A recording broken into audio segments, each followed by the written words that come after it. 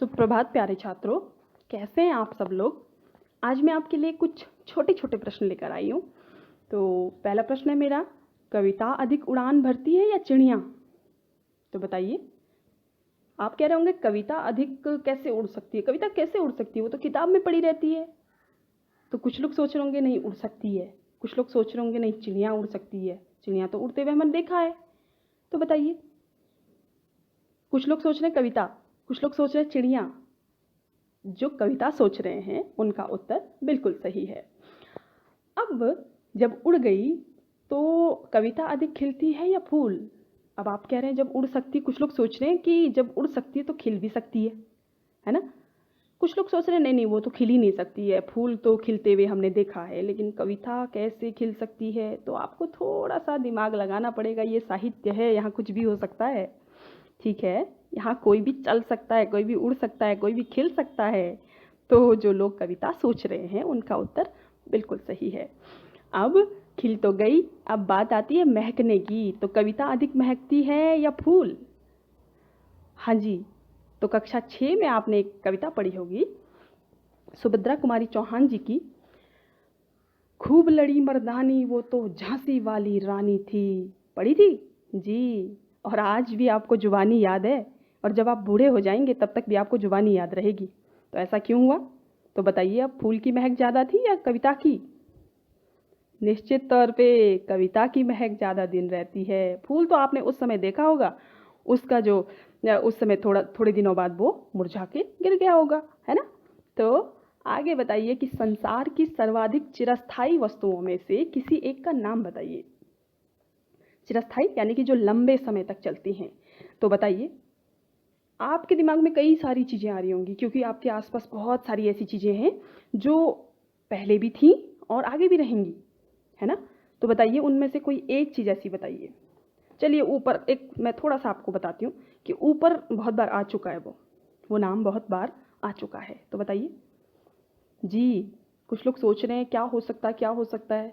कविता, बहुत सही जवाब। तो चलिए, मैं हेमलता बिष्ट, प्रवक्ता हिंदी, रायका जाखी डागर, आज आपके सम्मुख कुंवर नारायण जी की पहली कविता कविता के बहाने पढ़ाने जा रही हूँ। तो इसमें थोड़ा कवि परिचय में देख लेते हैं हम कि कुंवर नारायण जी जो हैं वो नई कविता के सशक्त हस्ताक्षर हैं। वैज्ञानिक दृष्टिकोण को महत्व देने वाले कुंवर नारायण जी साहित्य को जीवन से जोड़ कर देखते थे, जिस कारण उनका काव्य जीवंत दिखलाई पड़ता है, मतलब एकदम जीवित। तो आत्मजयी जैसा प्रबंध काव्य इन्होंने लिखा, इससे इनको भरपूर प्रतिष्ठा इन्होंने हासिल की। और अज्ञेय जी द्वारा संपादित तीसरे तार सप्तक के ये कवि हैं। उस तीसरे तार सप्तक में इनकी रचनाएं संकलित हैं। तो आज का हमारा जो प्रकरण है कविता के बहाने, उसका जो केंद्रीय भाव है वो हम थोड़ा सा जान लेते हैं कि आज का कवि का मानना है कि आज का जो युग है वो यांत्रिकता का युग है। इसमें क्या है, कविता का अस्तित्व खतरे में है। तो ऐसी स्थिति में ये कविता हमें क्या बताती है कि जहाँ जो है रचनात्मक ऊर्जा होती है, रचनात्मक ऊर्जा होती है मतलब कुछ नया करने की एक ऊर्जा होती है, तो वहाँ सारे बंधन टूट जाते हैं, उसे कोई नहीं रोक सकता है, सारी सीमाएं जो हैं वो समाप्त हो जाती हैं और कविता युगों युगों तक अमर हो जाती है। तो चाहे वो सीमा भाषा की हो या फिर समय की ही क्यों ना हो, तो वो सारी सीमाएं टूट जाती हैं। तो चलिए हम कविता का आदर्श वाचन सबसे पहले करेंगे। कविता एक उड़ान है चिड़िया के बहाने, कविता की उड़ान भला चिड़िया क्या जाने, बाहर भीतर इस घर उस घर, कविता के पंख लगा उड़ने के माने, चिड़िया क्या जाने। कविता एक खिलना है फूलों के बहाने, कविता का खिलना भला फूल क्या जाने, बाहर भीतर इस घर उस घर, बिना मुरझाए महकने के माने, फूल क्या जाने। कविता एक खेल है बच्चों के बहाने, बाहर भीतर यह घर वह घर, सब घर एक कर देने के माने, बच्चा ही जाने। तो आप कह रहे होंगे यहाँ तो सच में कविता उड़ रही है ना। तो कविता का यहाँ पे क्या कर दिया, मानवीकरण कर दिया, यानी कि सजीव गुण उसमें डाल दिए हैं। उड़ती कौन है, चिड़िया उड़ती है। तो यहाँ पे इन दोनों की तुलना आपस में की गई है, कविता की और चिड़िया की कविता का मानवीकरण कर दिया, उसमें उड़ने का गुण डाल दिया जो कि सजीव में होता है ना, तो वो कविता में डाल दिया है। तो कवि कहते हैं कि जिस प्रकार जो है माने, यहाँ पे आप शब्दार्थ में देख लेंगे कि माने मतलब क्या होता है, अर्थ या मायने। तो ये लोक भाषा में कवि ने लिखा है माने, तो इसका मतलब हो जाता है मायने या अर्थ। तो कवि कह रहे हैं कि जिस प्रकार चिड़िया अपने पंखों के द्वारा आसमान में उड़ती है, ठीक उसी प्रकार चिड़िया एक उड़ान है, कविता एक उड़ान है चिड़िया के बहाने।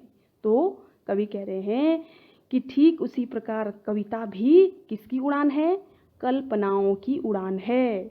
अब इसको सिद्ध करने के लिए वो क्या करते हैं, किसका उदाहरण देते हैं, चिड़िया का उदाहरण देते हुए कह रहे हैं कि चिड़िया की उड़ान का क्या होता है, एक दायरा होता है, कि कविता की उड़ान भला चिड़िया क्या जाने, है ना। अब आपने चिड़िया को आसमान में उड़ते हुए देखा होगा, एक सीमा तक उड़ते हुए देखा होगा। तो यहाँ पे कह रहे हैं कि चिड़िया की उड़ान का क्या होता है, एक दायरा होता है, सीमित दायरा होता है। तो चिड़िया की उड़ान ससीम होती है, ससीम यानी कि जो जिसकी कोई सीमा हो, लेकिन कविता की उड़ान क्या होती है, असीमित होती है। कवि की कल्पनाओं का दायरा क्या होता है, असीम होता है, कोई सीमा उसकी नहीं होती है। मैंने आपको पहले ही बताया कि रचनात्मक ऊर्जा जहाँ होती है वहाँ सारी सीमाएं टूट जाती हैं, सारे बंधन टूट जाते हैं। तो इस पर मुझे एक पंक्ति भी याद आ रही है। अक्सर कहा जाता है कि जहाँ न पहुँचे रवि वहाँ पहुँचे कवि, अर्थात संसार के या हृदय के जिस कोने को सूर्य का प्रकाश भी नहीं भेज सकता है, उस कोने को कवि की कल्पनाएं भेज जाती हैं। मतलब कवि के जो विचार हैं, कवि का जो मन है, वो वहाँ तक पहुँच जाता है।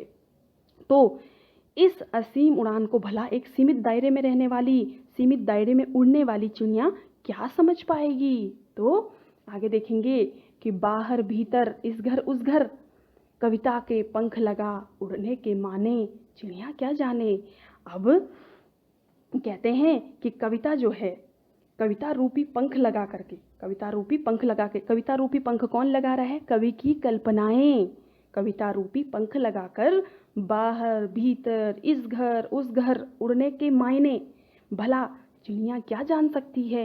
यानी कि ये चिड़िया क्या जान सकती है, क्योंकि चिड़िया के उड़ने का तो एक सीमित दायरा होता है ना, वो एक सीमित दायरे तक उड़ती है, वो क्षितिज तक नहीं जा सकती है ना। लेकिन कविता, जो कवि है उसकी कल्पनाएं, वो क्षितिज क्या, वो आसमान क्या, वो इहलोक क्या, वो सभी लोकों का भ्रमण कर सकती है। तो यहाँ पर कविता को चिड़िया की उड़ान से श्रेष्ठ बताया गया है, तुलनात्मक यहाँ पे कवि ने रखा हुआ है, कविता का मानवीकरण भी किया गया है। तो कहते हैं आगे क्या कहते हैं, देखिए, कविता एक खिलना है फूलों के बहाने। अब कविता को क्या कह रहे हैं, कविता भी फूलों की तरह खिलती है, जैसे फूल खिलते हैं ऐसे ही कविता भी खिलती है। तो कविता का खिलना भला फूल क्या जाने।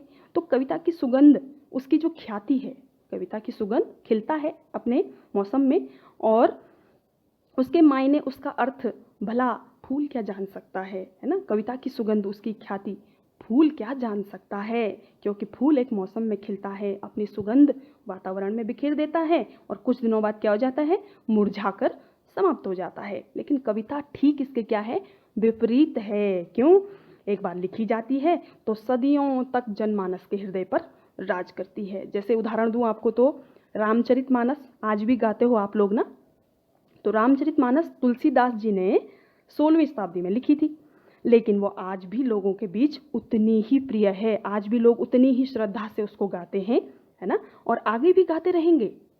तो हुआ ना, चिरस्थायी हुई नहीं हुई, और बहुत लंबे दिनों तक उसकी महक हुई कि नहीं हुई, आप सोचिए।